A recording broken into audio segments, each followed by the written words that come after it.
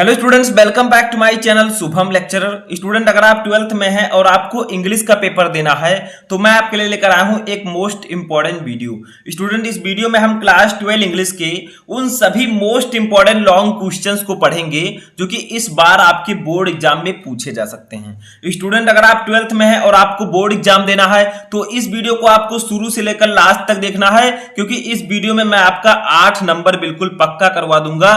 यानी कि आप सभी को पता है कि 12th इंग्लिश प्रोज में जो लॉन्ग क्वेश्चन है वो 8 नंबर के पूछे जाते हैं। देखिए, मैं यहां पर सिर्फ प्रोज की बात कर रहा हूं, ठीक है। सप्लीमेंट्री के बहुत सारे लॉन्ग क्वेश्चन मैं आपको ऑलरेडी प्रोवाइड करवा चुका हूं। इस वीडियो में हम 12th इंग्लिश प्रोज के चैप्टर 1 से चैप्टर 3 तक, यानी कि चैप्टर 1, चैप्टर 2 और चैप्टर 3 के 3 मोस्ट इंपॉर्टेंट लॉन्ग क्वेश्चंस को आंसर के साथ पढ़ेंगे। मैं आपको हिंदी मीनिंग भी बताऊंगा ताकि सभी क्वेश्चन आपको अच्छे से समझ में आ जाए, और जब ये क्वेश्चन आपके बोर्ड एग्जाम में आए तो आप इसका आंसर आसानी से लिख सकें, ठीक है, और अपना 8 नंबर पक्का कर सकें। तो आपको इस वीडियो को ज्यादा से ज्यादा लाइक करना है। चैनल पर नए हैं तो चैनल को सब्सक्राइब कर लें ताकि सभी इंपॉर्टेंट नोटिफिकेशन आपको मिलते रहें। इसमें मेरा कोई भी बेनिफिट नहीं है, सब्सक्राइब में आपका ही बेनिफिट होगा कि आपको जो भी वीडियो मैं प्रोवाइड करवाऊंगा उसका नोटिफिकेशन सबसे पहले मिलेगा, ठीक है।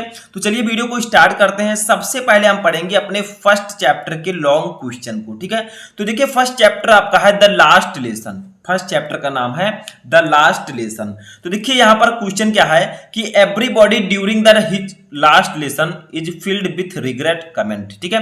यानी कि अपने अंतिम पाठ के दौरान प्रत्येक व्यक्ति को पश्चाताप हो रहा था। टिप्पणी कीजिए। देखिए, एवरीबॉडी ड्यूरिंग यानी कि सभी लोगों को दौरान द लास्ट लेसन अपने अंतिम पाठ के इज फिल्ड विथ रिग्रेट यानी कि वो पश्चाताप से भरे थे। कमेंट कीजिए, ठीक है। यानी कि अपने अंतिम पाठ के दौरान प्रत्येक व्यक्ति पश्चाताप से भरे थे। कमेंट कीजिए, यानी कि उस पर व्याख्या कीजिए। आखिर उन्हें पश्चाताप क्यों हो रहा था? जो टीचर थे एम हेमल, जो स्टूडेंट था फ्रेंच, और जो गांव वाले थे, उनको किस बात को लेकर पश्चाताप हो रहा था अपने अंतिम पाठ में? तो देखिए, आप सभी को पता है कि उनके स्कूल में एक आदेश आया था कि अब हमारे स्कूल में फ्रेंच भाषा नहीं पढ़ाई जाएगी। उसी को लेकर उनको पश्चाताप हो रहा था। तो देखिए, यस, हाँ, एम हेमल इज फील्ड यानी कि एम हेमल भरे हुए थे विथ रिग्रेट यानी कि पश्चाताप से, बिकॉज क्योंकि ही had not taken enough interest यानी कि वो उनको ज्यादा रुचि नहीं थी इन टीचिंग फ्रेंच यानी कि फ्रेंच पढ़ाने में। तो हाँ, एम हेमल को भी अफसोस था या एम हेमल को भी पश्चाताप था क्योंकि उन्होंने फ्रेंच पढ़ाने में पर्याप्त रुचि नहीं ली थी, यानी कि वो फ्रेंच नहीं पढ़ाना चाहते थे, ठीक है। अब तो आदेश भी आ गया था कि फ्रेंच भाषा नहीं पढ़ाई जाएगी, तो वही उन्हें पश्चाताप हो रहा था। As he often sent students for petty errands यानी कि कभी कभी क्या होता था कि वे अक्सर छात्रों को छोटे मोटे दैनिक कामों के लिए भेजते थे। यानी कि जब उनको फ्रेंच पढ़ाना होता था तो वो जो बच्चे थे उनको वो छोटे मोटे दैनिक कामों के लिए बाहर भेज देते थे, ठीक है। तो वही गलती वो सोच रहे थे कि मैं ऐसा क्यों करता था। आगे देखिए, and gave him and gave them और उन्हें देते थे ये हॉलीडे एक छुट्टी, व्हेन जब ही डिड नॉट वांट वो नहीं चाहते थे, टू टीच यानी कि पढ़ाना। तो क्या होता था, वो उन्हें छुट्टी दे देते थे जब वो उन्हें नहीं पढ़ाना चाहते थे। तो यानी कि जो टीचर थे एम हेमल, उनको फ्रेंच पढ़ाने में पर्याप्त रुचि नहीं थी। वो अक्सर विद्यार्थियों को छोटे मोटे दैनिक कामों के लिए भेज देते थे, और जब वह पढ़ाना नहीं चाहते थे, उनका मूड नहीं रहता था पढ़ाने का, तब वो छात्रों को छुट्टी दे देते थे, ठीक है। तो वही वो अब सोच रहे हैं, वही उन्हें पश्चाताप हो रहा है कि मैं ऐसा क्यों कर रहा था। आगे देखिए, फ्रेंच जो स्टूडेंट है उसको किस प्रकार का पश्चाताप था? तो देखिए, फ्रेंच रिग्रेटेड दैट फ्रेंच को पश्चाताप था दैट की he had not been learning his lessons वह अपने पाठ नहीं पढ़ता था, but skipping school for enjoying other activities और अन्य गतिविधियों का आनंद लेने के लिए वह अपना स्कूल छोड़ देता था। तो देखिए, फ्रेंच को भी पछतावा था। फ्रेंच को इस बात का पश्चाताप था कि वह फ्रेंच का अपना पाठ नहीं पढ़ता था, यानी कि जो फ्रेंच भाषा का पाठ था उसको वह नहीं पढ़ता था और अन्य गतिविधियों का आनंद लेने के लिए वह स्कूल छोड़ देता था, यानी कि वो आनंद लेने के लिए स्कूल को छोड़ देता था, ठीक है। आगे देखिए क्या है, ही आल्सो रिग्रेटेड उसे यह भी पश्चाताप था दैट की M Hemal was going away यानी कि एम हेमल जो है उन्हें छोड़कर जा रहे हैं, ठीक है। एम हेमल जो है उनसे दूर जा रहे थे। दैट कि he would never see him again, वह उन्हें दोबारा नहीं देख पाएंगे, यानी कि फ्रेंच सोच रहा था कि मैं एम हेमल को दोबारा नहीं देख पाऊंगा, ठीक है। डिस्पाइट हिज स्ट्रिक्टनेस एंड क्रैकीनेस, यानी कि जो एम हेमल थे उनकी सख्ती और कर्कशता के बावजूद भी। तो यहां पर कहा जा रहा है कि उसे एम हेमल की सख्ती और कर्कशता के बावजूद इस बात का भी पछतावा था कि एम हेमल उनसे दूर जा रहे थे और वह उन्हें फिर कभी नहीं देख सकेगा दोबारा, ठीक है। क्योंकि देखिए जो एम हेमल थे वो बहुत ही कर्कश और सख्त स्वभाव के थे, ठीक है। तो ये सब वो भूल चुका था फ्रेंड्स कि ये वो उसको सिर्फ ये समझ में नहीं आ रहा था, वो सिर्फ इस बात से लेकर परेशान था कि एम हेमल जो है वो उनसे दूर जा रहे हैं और उन्हें फिर नहीं मिलेंगे, उन्हें कभी नहीं देख सकेंगे, ठीक है। इस बात को लेकर उसको पश्चाताप था। आगे देखते हैं। तो देखिए मैंने आपको बताया कि एम हेमल जो थे उनको किस बात को लेकर पश्चाताप था, फ्रेंच को किस बात को लेकर पश्चाताप था। अब जो गांव वाले हैं, जो ग्रामीण वासी हैं, उनको किस बात को लेकर पश्चाताप था उसको भी देखते हैं। तो देखिए द विलेजर्स रिग्रेटेड दैट, यानी कि गांव वालों को भी पश्चाताप था दैट कि they did not utilize the opportunities given to them for learning, यानी कि जो वह उन्हें कभी नहीं देख सकेगा, यानी ग्रामीणों को भी इस बात का पश्चाताप था कि उन्होंने फ्रेंच सीखने के दिए गए अवसरों का उपयोग नहीं किया। देखिए दे डिड नॉट यूटिलाइज, उन्होंने उपयोग नहीं किया द अपॉर्चुनिटी, अवसरों का, गिवन टू देम, जो उन्हें दिया गया था, फॉर लर्निंग फ्रेंच, यानी कि फ्रेंच सीखने का। तो ग्रामीणों को भी पछतावा था कि उन्होंने फ्रेंच सीखने के लिए दिए गए अवसरों का सही उपयोग नहीं किया, व्हेन इट वाज पॉसिबल, जबकि यह असंभव था, ठीक है, जब यह संभव था। That's is why they had turn up in full strength for the last lesson, और यही कारण है कि वह अपनी पूरी क्षमता के साथ अंतिम पाठ के लिए आए थे।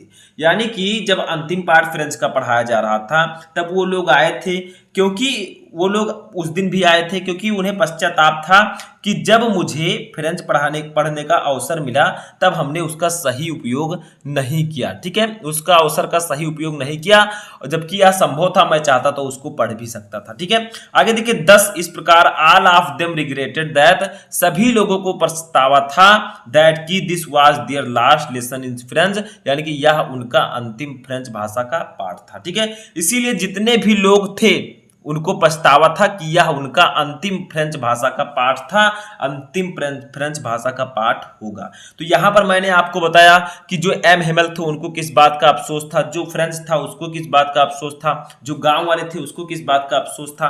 तो यही आपको यहां पर बताना था। पूरा लॉन्ग क्वेश्चन मैंने यहाँ पर लिखा है। इस प्रकार से अगर आपका क्वेश्चन आएगा आप ऐसे आंसर लिख देंगे, आपको पूरा नंबर दे दिया जाएगा, ठीक है। तो ये हमारे फर्स्ट चैप्टर का क्वेश्चन है। सेकंड चैप्टर का एक क्वेश्चन देखते हैं। इसका नाम क्या है? इसका नाम है लॉस्ट स्प्रिंग। देखिए क्वेश्चन क्या है कि describe the difficulties the bangle makers of Firozabad have to face in their lives. यानी कि इसका मतलब है कि फिरोजाबाद के चूड़ी बनाने वालों के जीवन में जिन समस्याओं का सामना करना पड़ता है उनका उल्लेख कीजिए। देखिए डिस्क्राइब, उल्लेख कीजिए, द डिफिकल्टीज, कठिनाइयों का, ठीक है, या समस्याओं का, द बैंगल मेकर्स यानी कि चूड़ियां बनाने वालों की, आप फिरोजाबाद के, have to face in their lives, जिनका उन्हें सामना करना पड़ता है। तो फिरोजाबाद के चूड़ी बनाने वालों के जीवन में जिन समस्याओं का सामना करना पड़ता है उनका उल्लेख कीजिए। यानी कि जो लोग चूड़ी बनाते हैं उनके जीवन में कौन कौन सी समस्या उनका सामना करना पड़ता है, ठीक है, वो आपको बताना। तो देखिए the bangle makers of Firozabad are exposed to multiple health hazards while working. यानी कि जो फिरोजाबाद के चूड़ी बनाने वाले लोग हैं वो काम करते हुए कई स्वास्थ्य संबंधी खतरों का सामना करते हैं। देखिए द बैंगल मेकर, चूड़ी बनाने वाले आप फिरोजाबाद के, are expose to multiple health, वो सामना करते हैं टू मल्टीपल हेल्थ हजार्ड्स, यानी कि कई प्रकार के स्वास्थ्य संबंधी खतरों का, ठीक है, व्हाइल वर्किंग, जब वो काम करते हैं। तो फिरोजाबाद के चूड़ी बनाने वाले काम करते हुए कई स्वास्थ्य संबंधी खतरों का सामना करते हैं, ठीक है।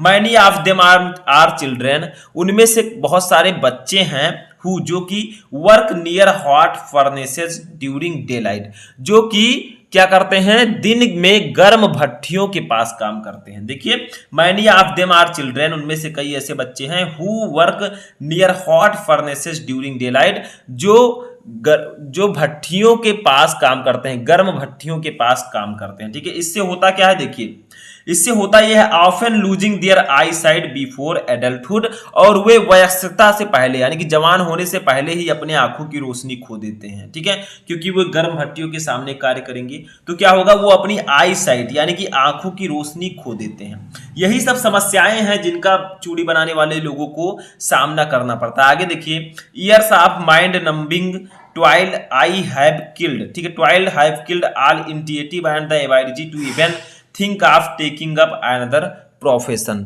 इसका मतलब क्या होगा, बहुत लंबे समय से एक ही काम करने के कारण इन सब की सोचने की शक्ति शून्य हो गई। देखिए, ईयर्स ऑफ माइंड नंबिंग यानी कि सोचने की जो इनकी शक्ति है, ट्वाइल हैव किल्ड यानी कि बहुत ही कम हो गई, ठीक है, initiative and the ability to even think of taking up another profession यानी कि जो ये काम कर रहे हैं बहुत लंबे समय में से एक ही काम करने के कारण इन सब की सोचने की शक्ति भी शून्य हो गई, ठीक है।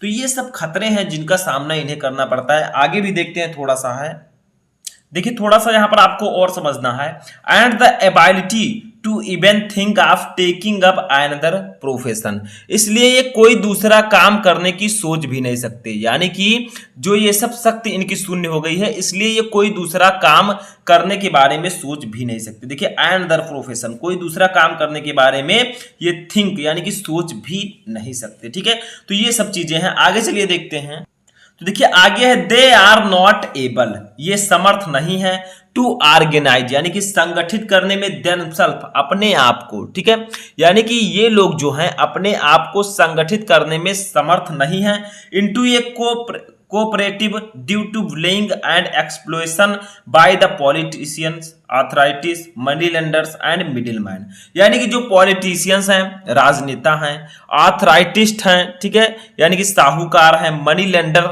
ठीक है, मनी लेंडर जो हैं, एंड मिडिलमैन जो मध्यवर्ती मध्यस्थों के आदमी हैं, इनके कारण देखिए क्या होता है कि राजनेताओं, साहूकारों और मध्यस्थों के द्वारा डराने, धमकाने और शोषण के कारण ये सभी अपने आप को संगठित करने में भी असमर्थ हैं, क्योंकि आपको पता है जो राजनेता हैं, साहूकार हैं, ठीक है, इन सबके डराने धमकाने के कारण ये लोग जो हैं, डराने धमकाने और शोषण के कारण ये सभी अपने आप को संगठित करने में भी असमर्थ हैं कि हम लोग संगठित रहें, एक साथ रहें, जितने लोग चूड़ियां बनाते हैं वो सभी एक साथ रहें, संगठित वो नहीं रह सकते, ठीक है। आगे देखिए, they live in stinking lane choked with garbage, ठीक है, इसका मतलब होगा कि वे बदबूदार गलियों में रहते हैं, ठीक है।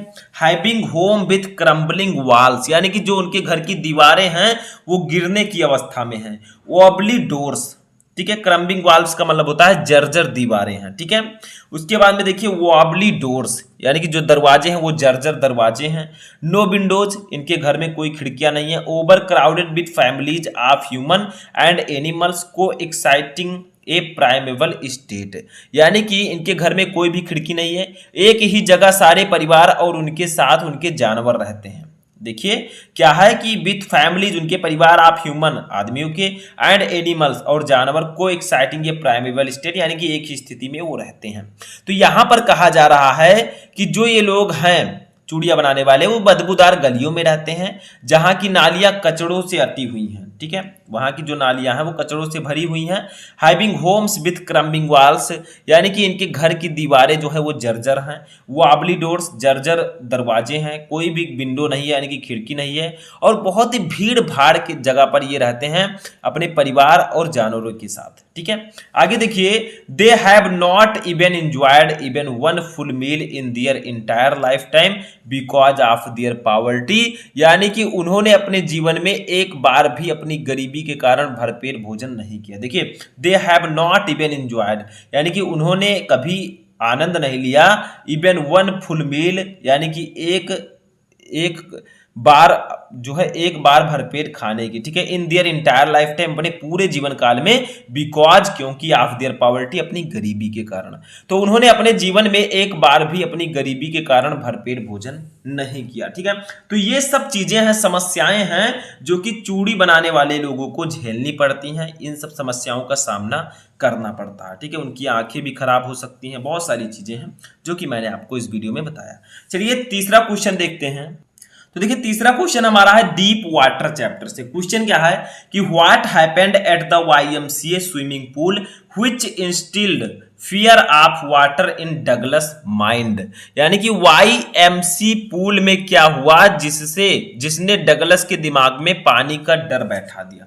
देखिए व्हाट हैपेंड, क्या हुआ eight the YMCA swimming pool, यानी कि YMCA स्विमिंग पूल में, व्हिच जिसने इंस्टिल्ड बैठा दिया फियर डर ऑफ वाटर, यानी कि पानी का जल का, इन डगलस माइंड, यानी कि डगलस के दिमाग में। तो YMCA पूल में ऐसा क्या हुआ था डगलस के साथ जिसने डगलस के दिमाग में पानी का डर बैठा दिया? ऐसी कौन सी घटना हुई थी? तो चलिए देखते हैं क्या हुआ था। देखिए when Douglas was learning swimming at the YMCA pool at the age of 10 or 11, इसका मतलब होगा व्हेन डगलस वाज लर्निंग, जब डगलस सीख रहा था स्विमिंग, तैरना, एट द YMCA पूल, यानी कि YMCA पूल में, at the age of 10 or 11, यानी कि जब वो 10 या 11 साल के थे। ठीक है, तो जब डगलस 10 या 11 वर्ष की आयु में YMCA पूल में तैराकी सीख रहा था, यानी कि तैरना सीख रहा था, one day while sitting beside the pool waiting for other people to come, ठीक है, तब वो क्या कर रहा था, वन डे, एक दिन, व्हाइल, जब, सिटिंग बिसाइड यानी द पूल, यानी कि वो पूल के पास बैठा हुआ था। ठीक है, पूल के पास वो बैठकर क्या कर रहा था, वेटिंग फॉर अदर, यानी कि वो वेट कर रहा था, वो इंतजार कर रहा था दूसरों का, टू कम, आने का। ठीक है, तो एक दिन वह पूल के पास दूसरे लोगों के आने की प्रतीक्षा कर रहा था, ठीक है, कि कोई आएगा। तभी क्या होता है, एक शरारती बच्चा आता, ये बुली बॉय, एक शरारती लड़का, पिक्ड हिम अप, यानी कि उन्हें फेंक देता है, पिक्ड हिम अप, उन्हें उठाता है, एंड थ्रू, और फेंक दिया, हिम, उन्हें, इनटू द डीप, यानी कि गहराई में, एंड ऑफ द पूल, यानी कि पूल के। ठीक है, तो क्या होता है, जब वो बैठे होते हैं किसी के इंतजार में, तो एक शरारती लड़के ने उसे उठाया, यानी कि किसको उठाया, डगलस जी को, और पूल की गहराई में फेंक दिया, यानी कि उसे उठाकर पूल की गहराई में फेंक दिया, कोई गलती भी उनकी नहीं थी, अब वो आया और उसको उठाकर उसमें फेंक दिया।